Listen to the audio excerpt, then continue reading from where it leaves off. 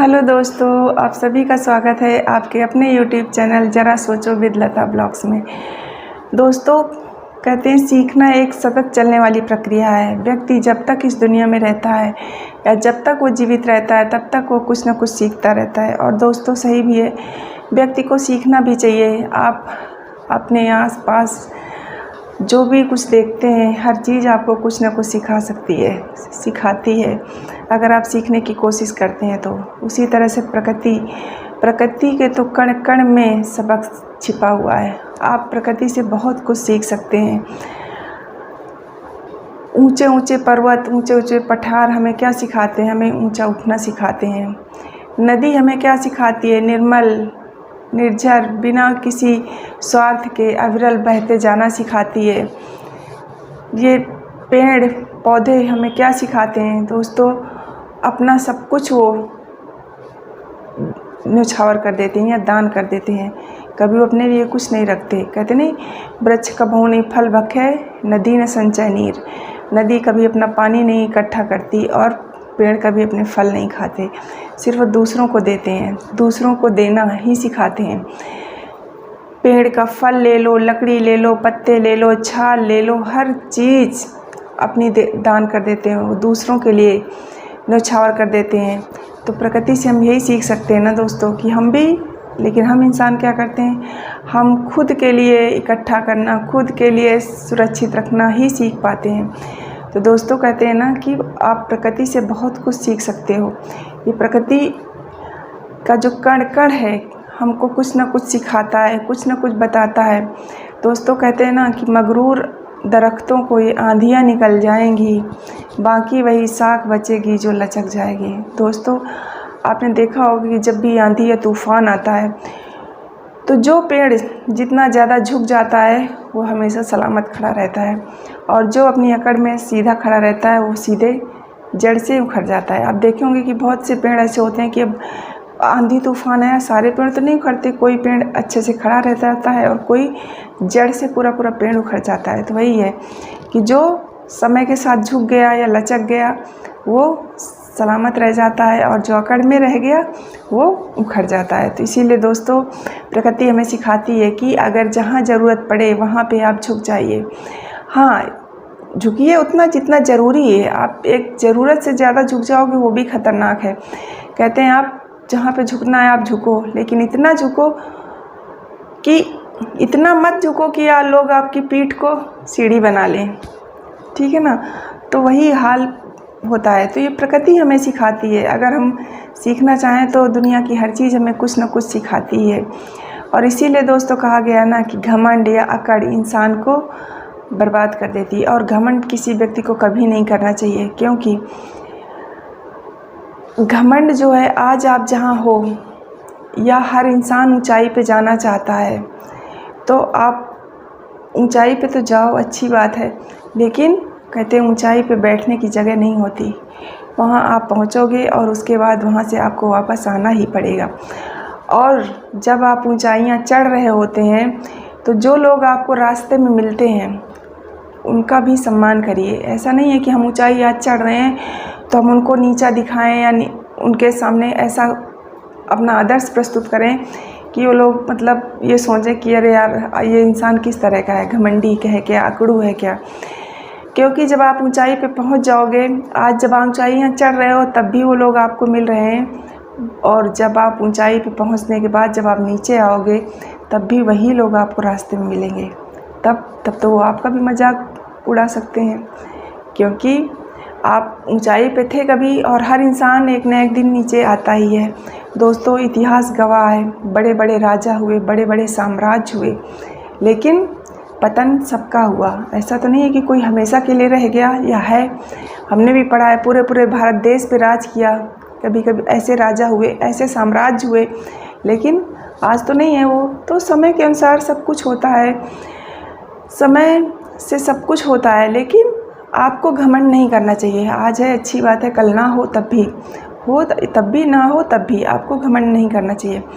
और हम वर्तमान समय में अगर उदाहरण देखें तो कांग्रेस का सोचो, वो कांग्रेस जो 1885 से लेके अब तक उसने भारत पे राज किया, इतनी पकड़, इतना सब कुछ था, लेकिन आज वो वही कांग्रेस सिमट कर कितनी छोटी रह गई। तो साम्राज्य कभी था लेकिन आज नहीं रहा। तो वही होता है, इसीलिए कहते हैं व्यक्ति को घमंड कभी नहीं करना चाहिए। और दोस्तों रही बात विनम्रता, विनम्रता व्यक्ति के जीवन में बहुत ज़रूरी है। और कहा गया है कि विद्या से विनम्रता आती है। बिल्कुल सही बात है दोस्तों। विद्या ददाति विनयम, विद्या विनम्रता देती है। और आपको इसका उदाहरण भी मिल जाएगा, आपके आसपास ही देखे होंगे कि जो व्यक्ति जितना ज्ञानी होता है, जितना पढ़ा लिखा होता है, आपको हमेशा विनम्र मिलेगा। हम बोलते हैं ना कि यार वो इतना बड़ा आदमी था, लेकिन उसके जब मिले ना तो ऐसा लगा ही नहीं कि वो इतना बड़ा आदमी है, क्योंकि वो ज्ञानी है। उसमें उतना उसने जीवन को समझा है, जाना है, तब वो वहाँ पे पहुँचा है। मतलब उसके पास ज्ञान है, विद्या है, तब वो आज विनम्र है।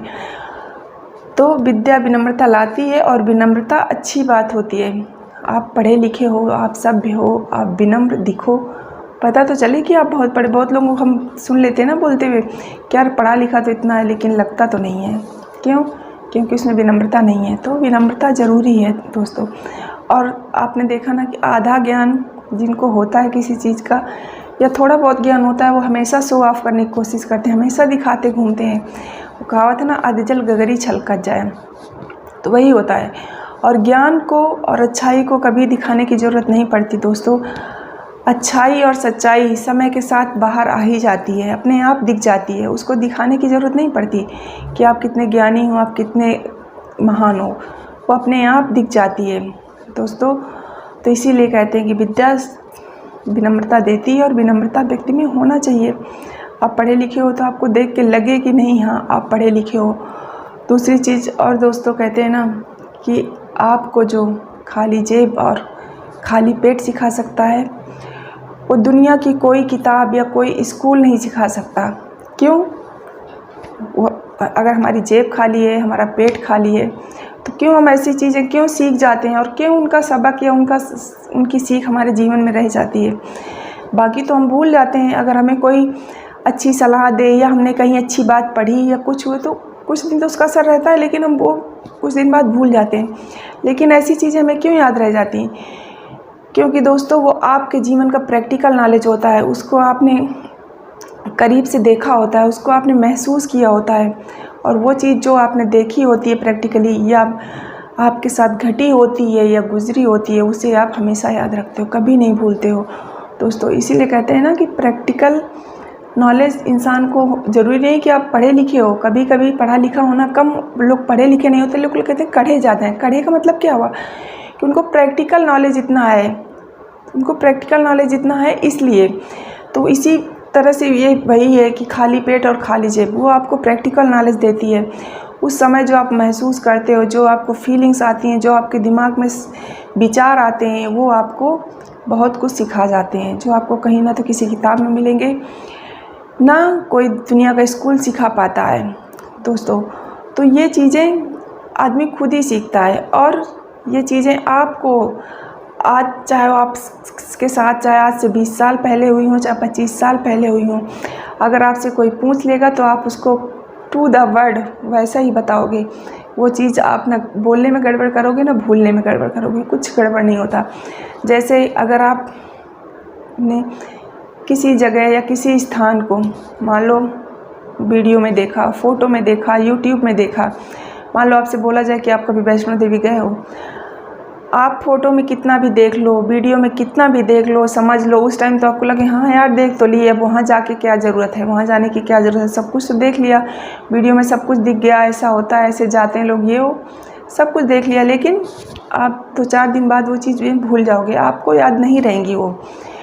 लेकिन अगर आप उस जगह पे खुद जा के आते हो के आते हो या गए हुए हो, तो आपसे आज नहीं, आज से 25 साल बाद भी आपसे कोई पूछेगा तो आप जब गए हो वहाँ पे जो जो देखा, जो जो जैसा था, वो आपके आँखों के सामने तुरंत घूमने लगेगा। अगर आपसे कोई पूछता है, वो हर एक वो चीज़ आपको याद आने लगेगी जो उस समय वहाँ पे आपके साथ हुई, आपने देखा, घूमा, एंजॉय किया, और वहाँ का पूरा नज़ारा आपकी आँखों के सामने आ जाता है। क्यों?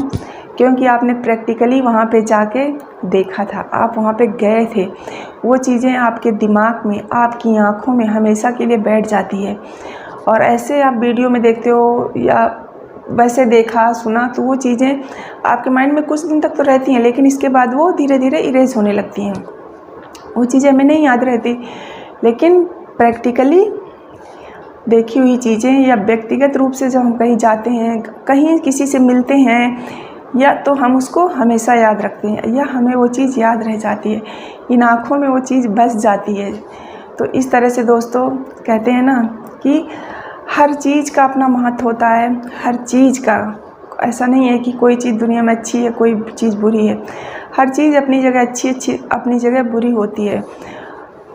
चाहे आपका अच्छा वक्त हो, चाहे बुरा वक्त हो, ये अच्छा वक्त, बुरा वक्त, अच्छी चीज़, बुरी चीज़, ये सही, ये गलत, ये कुछ नहीं होती दोस्तों। ये जीवन के एक अनुभव होते हैं, जिसे हम ही लोगों ने किसी चीज़ को अच्छा बना दिया, किसी चीज़ को बुरा बना दिया, किसी चीज़ को सही बना दिया, किसी चीज़ को गलत बना दिया दोस्तों।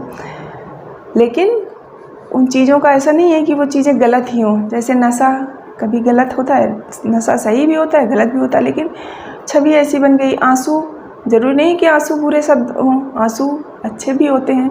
लोग बोलते हैं ना खुशी के आंसू आ गए, लेकिन आंसू शब्द जब हम सुनते हैं तो सबसे पहले हमें यही गम नज़र आता है।